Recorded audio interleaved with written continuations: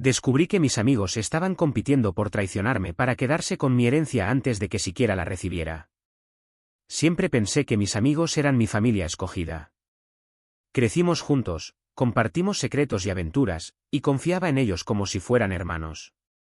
Héctor y Adrián eran los pilares de mi vida social, y con ellos todo parecía más fácil, más divertido. Pero a veces, las personas que crees conocer mejor son las que más te sorprenden.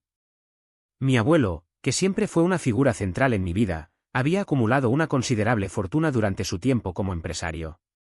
Aunque nunca habló abiertamente de su testamento, dejó claro que una parte significativa de sus bienes sería para mí.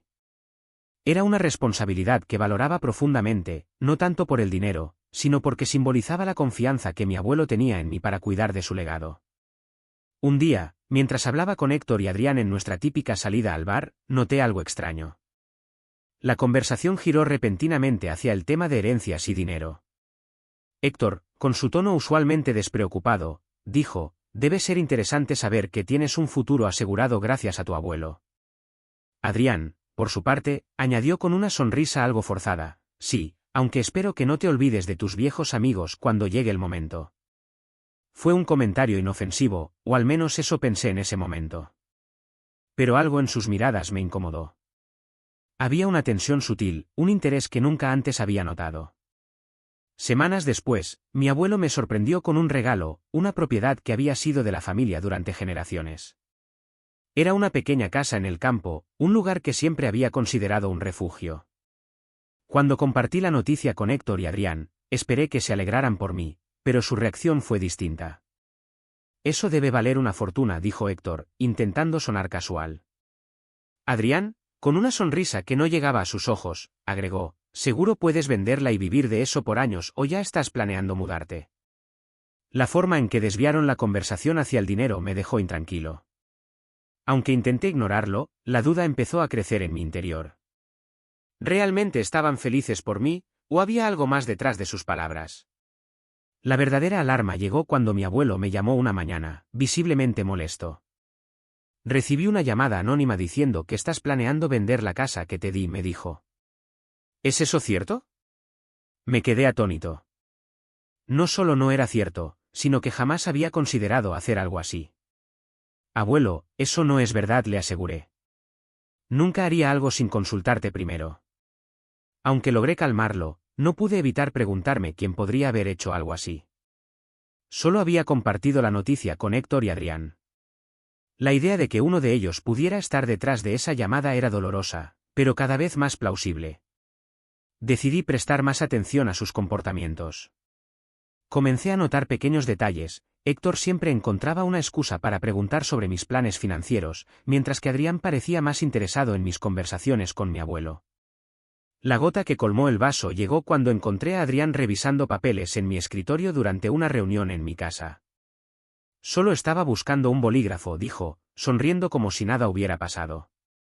Pero entre los papeles que estaba tocando estaban los documentos relacionados con la propiedad que me había dado mi abuelo. La sospecha de que Héctor y Adrián estaban tramando algo en mi contra me carcomía por dentro. Después de encontrar a Adrián revisando mis papeles, ya no podía darles el beneficio de la duda. Pero no quería enfrentarlos sin pruebas contundentes. Sabía que si lo hacía, podrían negarlo todo y tal vez incluso hacerme quedar como paranoico. Decidí que la mejor forma de saber la verdad era observarlos en silencio y recopilar pruebas. Instalé cámaras ocultas en mi casa, especialmente en el escritorio donde guardaba los documentos más importantes. También comencé a limitar la información que compartía con ellos. Si estaban intentando traicionarme, necesitaba mantenerlos a raya. Además, hablé con mi abuelo sobre reforzar la seguridad de sus bienes. Solo por precaución, le dije, tratando de no alarmarlo. Afortunadamente, mi abuelo confió en mí y acordó revisar su testamento y proteger sus propiedades contra cualquier posible interferencia. Una noche, mientras revisaba las grabaciones de las cámaras, mi corazón se hundió. Héctor y Adrián habían estado en mi casa el día anterior, y mientras fingían estar viendo un partido en la sala, Héctor aprovechó un momento para husmear en mi escritorio. No solo revisó los documentos, sino que tomó fotografías de algunos de ellos con su teléfono. Mi sangre hirvió al ver esa escena. Pero lo que vino después fue aún peor. En una conversación que tuve con ellos al día siguiente, Héctor dejó escapar un comentario aparentemente inocente: «Tu abuelo sigue manejando todo lo suyo, o ya te dejó encargarte de algo más». Era evidente que estaba intentando averiguar si tenía acceso directo a los bienes de mi abuelo. Adrián, por su parte, se limitó a reír nerviosamente, como si intentara desviar la atención. La verdadera confirmación llegó cuando recibí un mensaje anónimo en mi teléfono. Era una captura de pantalla de una conversación entre Héctor y Adrián. En ella, discutían cómo podrían convencer a mi abuelo de que yo no era responsable para manejar sus propiedades. Héctor incluso sugería que podían presentar información falsa para hacerlo dudar de mí. El mensaje era claro: no solo estaban conspirando contra mí, sino que también estaban dispuestos a manipular a mi abuelo para quedarse con lo que creían que era su parte justa. Decidí enfrentar a Adrián primero. Lo invité a mi casa bajo el pretexto de una cena, y mientras hablábamos, dejé caer el tema de las finanzas familiares. «Sabes, me preocupa que alguien esté tratando de interferir con las decisiones de mi abuelo», dije, observando su reacción. Adrián comenzó a sudar. «¿Interferir? ¿A qué te refieres?», preguntó, tratando de sonar casual. «Sabes exactamente a qué me refiero, Adrián. Vi lo que hiciste en mi escritorio, y también tengo pruebas de tus conversaciones con Héctor». El pánico en su rostro fue inconfundible. Intentó negarlo al principio, pero cuando mencioné las grabaciones y el mensaje anónimo, se derrumbó. «No era mi intención», dijo, con lágrimas en los ojos. «Fue idea de Héctor. Él me convenció de que tú no necesitabas todo eso, que podríamos ayudarte a manejarlo mejor». Aunque me dolió escuchar su confesión, no era suficiente para dejar el asunto allí. Sabía que Héctor era el cerebro detrás de todo, y tenía que asegurarse de que no tuviera oportunidad de seguir con sus planes. Esa noche, después de que Adrián se fue, preparé todo para una confrontación con Héctor. Sabía que él no cedería tan fácilmente como Adrián, pero estaba listo para enfrentar lo que fuera necesario. Con las pruebas en mano y la confesión de Adrián resonando en mi mente, estaba listo para enfrentar a Héctor. Sin embargo, sabía que no sería fácil. Héctor siempre había sido astuto, manipulador, y capaz de dar la vuelta a cualquier situación para hacer parecer que tenía razón. Pero esta vez, yo tenía la ventaja, sabía exactamente qué había estado haciendo y tenía la evidencia para demostrarlo. Decidí confrontarlo en un lugar neutral, para evitar que pudiera recurrir a algún truco.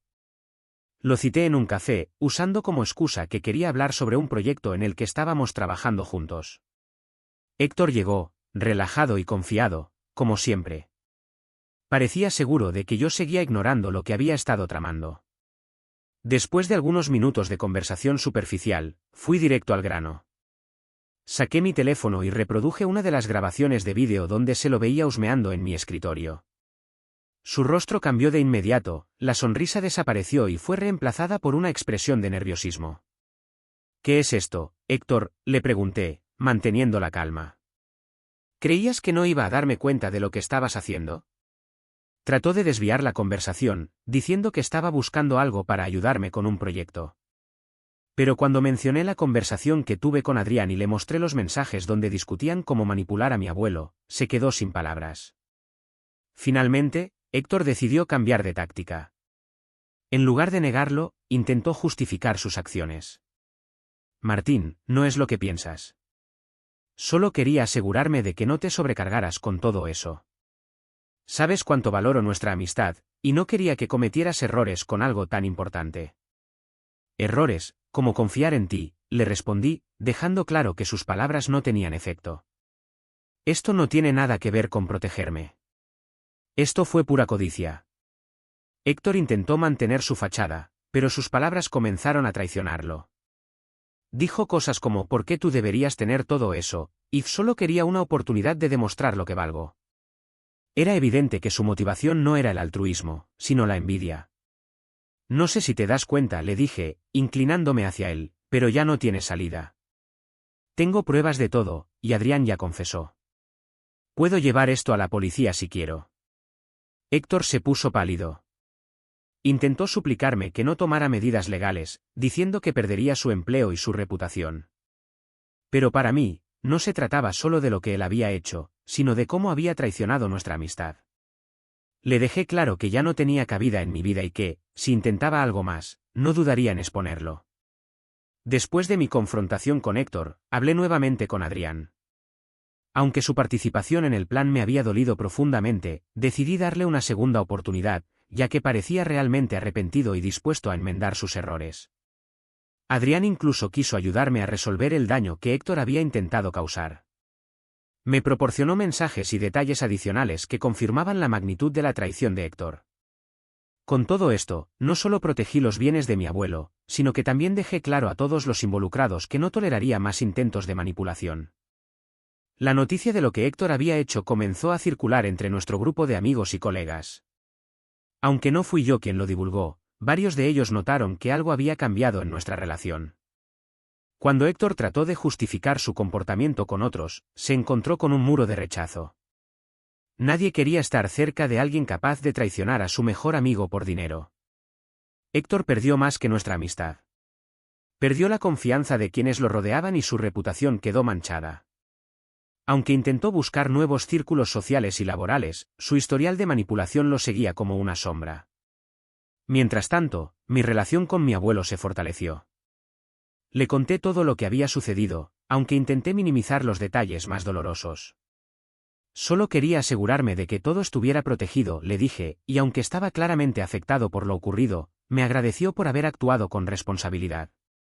Siempre supe que podía confiar en ti, Martín, me dijo, con una mirada de orgullo. Esas palabras significaron más para mí que cualquier herencia. Con Héctor fuera de mi vida y el daño contenido, me quedé reflexionando sobre lo que significaba esta experiencia. La traición de alguien que consideraba un hermano me había dejado cicatrices, pero también me había enseñado valiosas lecciones sobre confianza, lealtad y resiliencia. Héctor intentó varias veces contactarme en los días posteriores a nuestra confrontación.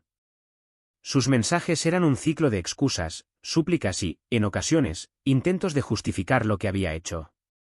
Sin embargo, nunca respondí. Sabía que cualquier interacción con él solo reabriría heridas que estaba intentando sanar. Con el tiempo, su vida comenzó a deteriorarse. La reputación que una vez tuvo, tanto en lo personal como en lo profesional, se desmoronó. Nadie quería trabajar con alguien que era conocido por sus engaños. Se mudó a otra ciudad, intentando comenzar de nuevo, pero los ecos de su traición seguían alcanzándolo. Escuché de un conocido que estaba viviendo en condiciones difíciles, luchando por encontrar estabilidad. Aunque no le deseaba mal, tampoco podía sentir lástima por alguien que había causado tanto daño intencionalmente. Adrián, por otro lado, demostró que su arrepentimiento era genuino. Se esforzó por recuperar mi confianza, ofreciéndose a ayudar en lo que fuera necesario. Aunque no era fácil olvidar lo que había hecho, decidí darle una oportunidad. Con el tiempo, nuestra relación comenzó a sanar. Adrián se convirtió en un aliado valioso, no solo en mi vida personal, sino también en el trabajo. Su disposición para enmendar sus errores y demostrar su lealtad me recordó que, aunque las personas pueden fallar, también tienen la capacidad de redimirse. La experiencia con Héctor me llevó a apreciar aún más el legado de mi abuelo.